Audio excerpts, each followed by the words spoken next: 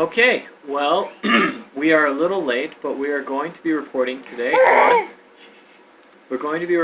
on collision detection. If you remember last week, I swapped, or I guess almost 2 weeks ago, I swapped week 7 and week 8. So last week was collision detection. This week is going to be storyboard. I'll make this swap on my profile here in a little bit, but I wanted to report on collision detection. It was very helpful today. I got some help from Landon as well as some help from Peter. Um, I went through this program that Peter sent me, which contains a lot. Peter is my professor, Professor Rich, which contains a lot of stuff on a program he created, which generates, well, maybe I'll just show you. File open.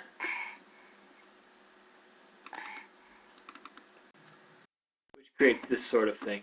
And this is what I was using in my project, dragging an object inside another object and then having it disappear. But then I did have that alternative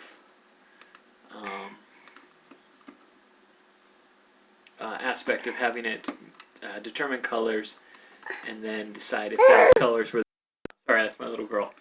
Okay, so here's my project. As you can see, we've generated a bunch of colored balls here, and each color corresponds with a container.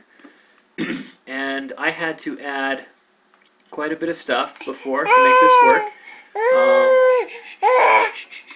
So each container needed a physics body for the balls to be able to interact with it, and I didn't have that. I was also missing the container is true or sensor bit, so we added that.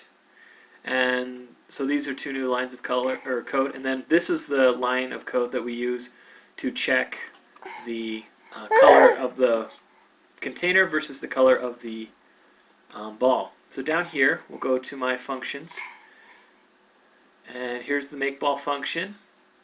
And then it was in the on collision that Landon helped me apply some of this stuff, and I pulled some code from Peter's download, or from Peter's code.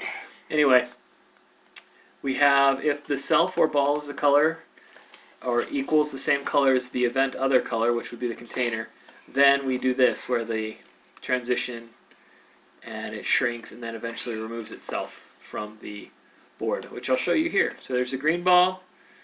We want to make it the same color. Oh, it was the same color. And it does this as you roll over and not as an end phase, and so I might make that tweaked, but here's what happens if it doesn't match up. It shoots it out using a, let's see if we can't find that here. Sorry, everything's kind of all over the place.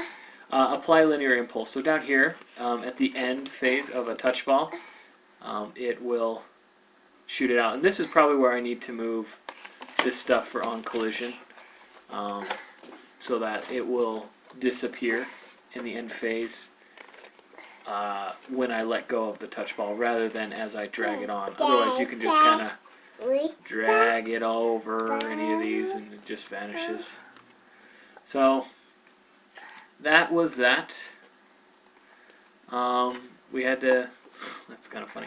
So we got all the colors to match up. The containers detect the color, see if it's the same color as they are, and it does destroy the ball, and it does repel the ball if it's the wrong color. So from here forward, what I'm going to do is work on creating another page that this widget can link to, and have them go back and forth with navigation, so I can at least have that incorporated. And I also want to have it so that when all the balls disappear, that there will be a new screen that will come up, and it will be like a reward screen for the player, and then it will take them back to the home screen and they can go back and play this game again if they want. Or maybe we'll have, like, at the end of the reward screen a play again option and a home screen option. So maybe we'll include a couple more widgets. That'd be cool. Yes, I think that was all. Adding that code in there, and that is a report on my function or my week for collision detection. That was very hard. This has probably been the hardest thing I've had to deal with so far, but I hope going forward it will be a little easier to understand. And I'm also going to see about working in a how the balls won't disappear just by dragging it over. So it'll happen in the end phase when the action is ended. If I'm on the right track, please let me know. If not, then please let me know. And I appreciate your time. Thanks very much.